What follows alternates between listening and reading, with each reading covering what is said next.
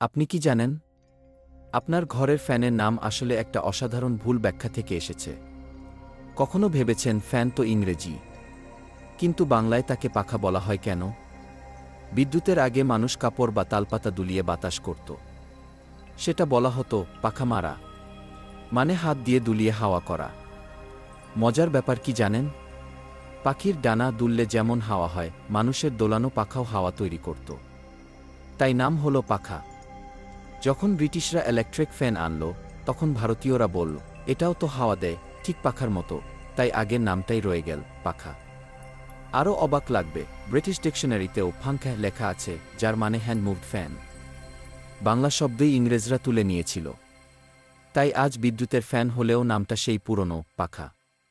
শুধু প্রযুক্তি বদলেছে, শব্দ নয়। এমন মজার ইতিহাস জানতে এককথা চ্যানেলটা সাবস্ক্রাইব আর লাইক করুন।